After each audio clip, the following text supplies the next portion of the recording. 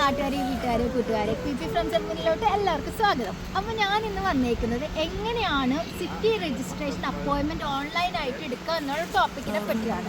അതിന് മുമ്പ് സിറ്റി രജിസ്ട്രേഷൻ്റെ കാര്യത്തിനെ പറ്റി കുറച്ച് പറയാം. അതായത് നമ്മൾ ഒരു ജർമ്മനിയിൽ എത്തിക്കഴിയുമ്പോൾ നമ്മൾ ഈ സിറ്റിയിൽ ജീവിക്കുന്നു എന്നുള്ളതിന് തെളിവാണ് സിറ്റി രജിസ്ട്രേഷൻ എന്ന് പറയുന്നത്. നമുക്ക് സിറ്റി രജിസ്ട്രേഷൻ ഡോക്യുമെൻ്റ് ഇല്ലാണ്ട് എവിടെയും ഒരു പാർട്ട് ടൈം ജോബിനോ അല്ലെങ്കിൽ ഒന്നിനോ നമുക്ക് അപ്ലൈ ചെയ്യാൻ പറ്റില്ല. അത്രയും ഇമ്പോർട്ടൻ്റ് ആയിട്ടുള്ളൊരു കാര്യം സിറ്റി രജിസ്ട്രേഷൻ. അപ്പോൾ എല്ലാവരും ഏത് സിറ്റീൻ്റെ അണ്ടറിലാണ് താമസിക്കുന്നത്. ഇപ്പോൾ ഞാൻ ഫ്രാങ്ക്ഫർട്ട് ആയതുകൊണ്ട് എനിക്ക് ഫ്രാങ്ക്ഫർട്ട് അണ്ടറിലെ സിറ്റി രജിസ്ട്രേഷൻ എടുക്കാൻ പറ്റുള്ളൂ. ഇപ്പോൾ നിങ്ങൾ ഗീസലിലാണെങ്കിൽ ഗീസൽ ഓഫീസിൻ്റെ അണ്ടറിൽ നിങ്ങൾക്ക് സിറ്റി രജിസ്ട്രേഷൻ എടുക്കാൻ പറ്റുള്ളൂ. അപ്പോൾ സിറ്റി രജിസ്ട്രേഷൻ എടുത്തിട്ട് അപ്പോയിൻമെൻറ്റ് എടുക്കേണ്ടത് നിങ്ങളുടെ അടുത്തുള്ള ബിഗ്രാംറ്റിന്നാണ്. അപ്പോൾ അത് എങ്ങനെയാണ് എടുക്കേണ്ടതെന്നാണ് ഞാൻ ഈ വീഡിയോ കൂടെ നിങ്ങൾക്ക് പറഞ്ഞു തരുന്നത്. അപ്പോൾ നമുക്ക് അധികം സമയം കളയേണ്ട നേരെ വീഡിയോയിലോട്ട് പോകാം.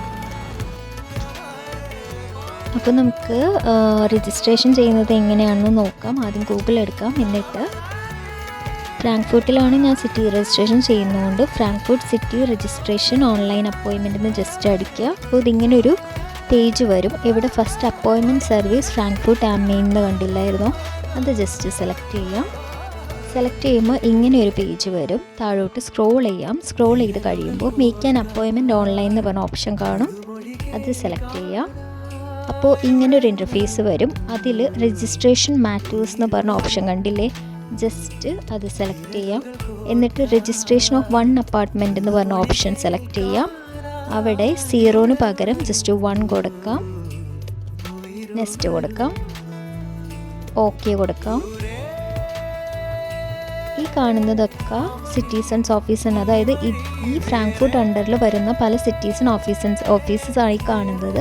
അപ്പോൾ നിങ്ങൾക്ക് ഏത് ഓഫീസിലാണ് കൂടുതൽ എളുപ്പം പോകാൻ എളുപ്പം അത് വെച്ച് കൊടുക്കുക. ഇപ്പോൾ ഞാനിവിടെ കൊടുക്കുന്നത് സിറ്റിസൺ ഓഫീസ് ഹ്യൂസ്റ്റൺ ആണ് കൊടുക്കുന്നത്. കണ്ടിന്യൂ വിത്ത് 2 കൊടുക്കാം.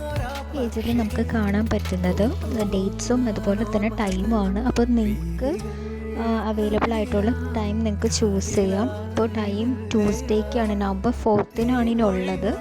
ഇപ്പോൾ ഞാൻ 8:50 ചൂസ് ചെയ്ത് കൊടുക്കുവാണ്.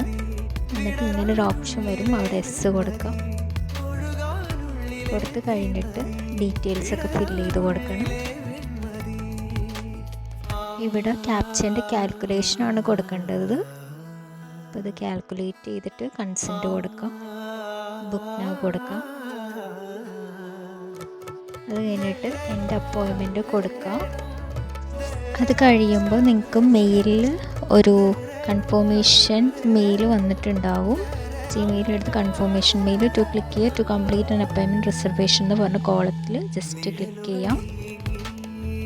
എന്നിട്ട് നിങ്ങളുടെ അപ്പോയിൻമെൻറ്റ് കൺഫേം ആക്കിയിട്ടുണ്ട്. അപ്പോൾ ഇത്രയേ ഉള്ളൂ.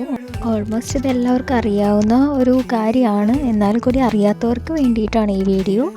പിന്നെ അതുപോലെ തന്നെ ഇവിടെ ചെല്ലുമ്പോൾ നിങ്ങൾക്ക് ഒരു മെയിലൊരു QR കോഡ് വന്നിട്ടുണ്ടാവും. ആ QR കോഡ് അവിടെ ബയോഗ്രാഫിയിൽ പോയി സ്കാൻ ചെയ്യണം. സ്കാൻ ചെയ്തിട്ട് നമ്മൾ വെയിറ്റ് ചെയ്യണം. ഇത്രയേ ഉള്ളൂ. സോ സിറ്റി രജിസ്ട്രേഷൻ ഒന്നും എടുക്കാത്തവരാണെങ്കിൽ നിങ്ങൾ ഈ വീഡിയോ കണ്ടിട്ട് സിറ്റി രജിസ്ട്രേഷൻ്റെ അപ്പോയിൻമെൻറ്റ് കാര്യങ്ങളൊക്കെ എടുക്കണം. പിന്നെ എല്ലാവരും സുഖമായിട്ടിരിക്കുക. വിൻ്ററൊക്കെയാണ് വരുന്നത്. എല്ലാവരും സേഫായിട്ടിരിക്കുക. അപ്പോൾ അത്രയേ ഉള്ളൂ. സോ വിട വാങ്ങിയാണ്. ബൈ ചൂസ് ടാറ്റാ.